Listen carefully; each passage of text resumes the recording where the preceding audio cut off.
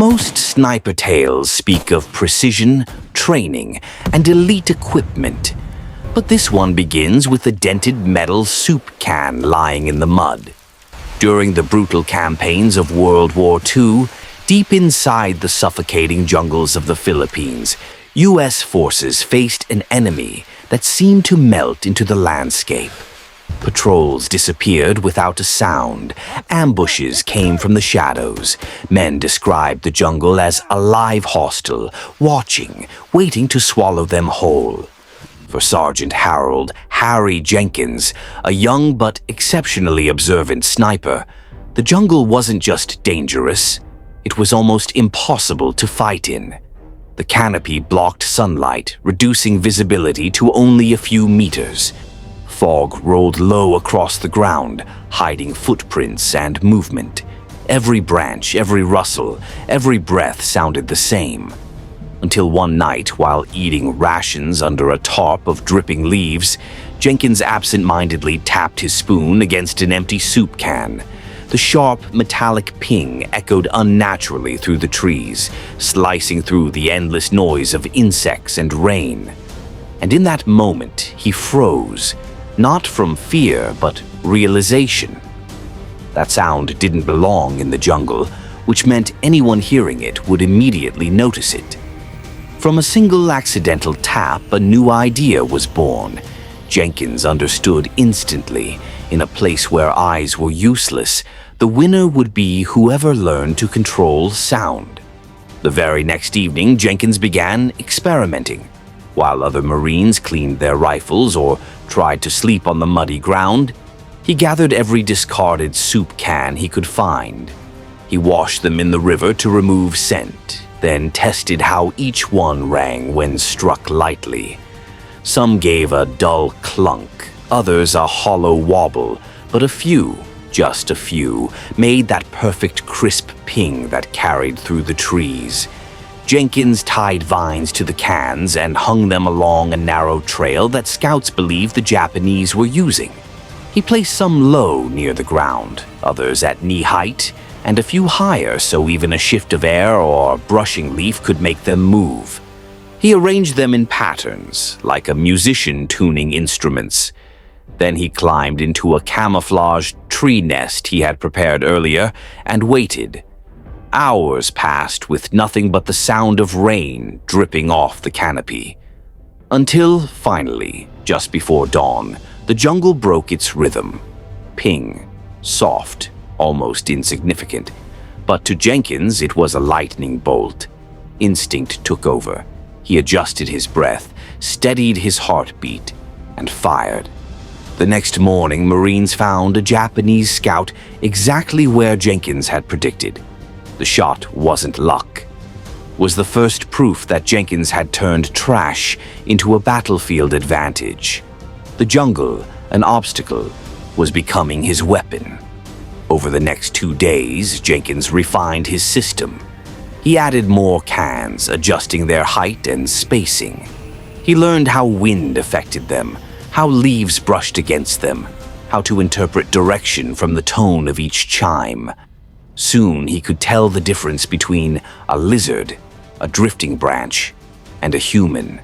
The Japanese, unaware at first, continued using the trail.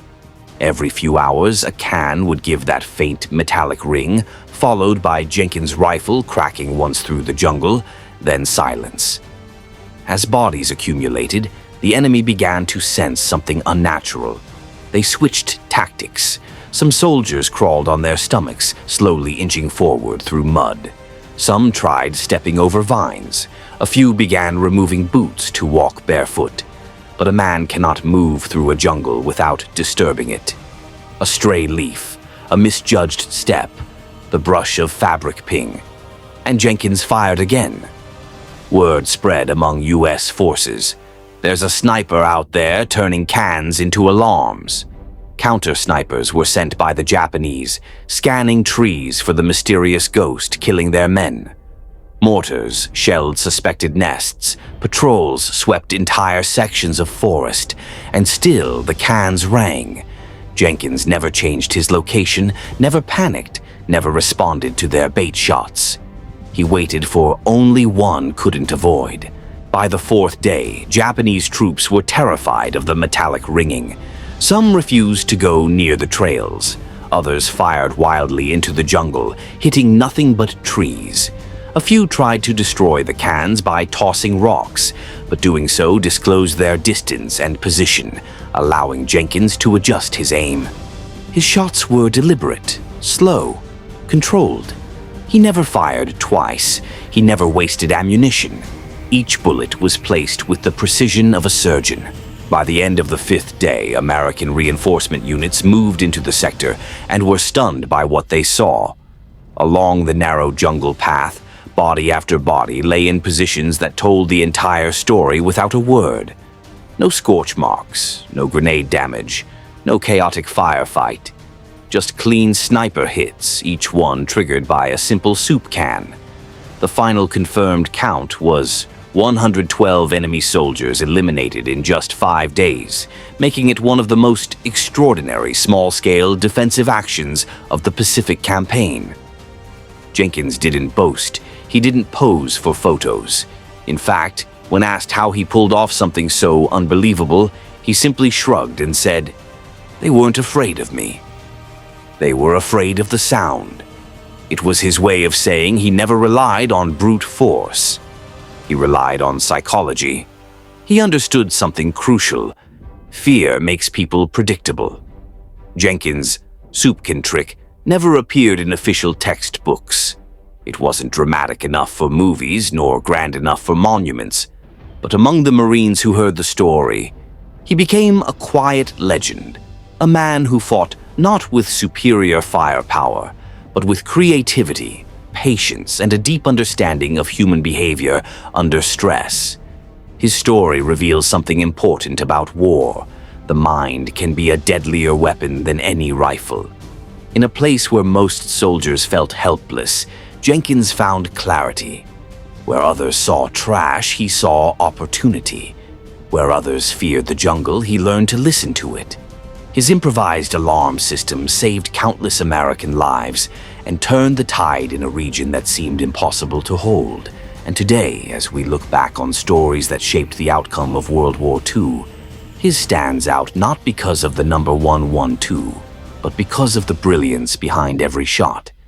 If you want more powerful, forgotten man stories like this, stories of survival, courage, and impossible ingenuity, make sure you subscribe, because history isn't just about battles, it's about the minds that changed them.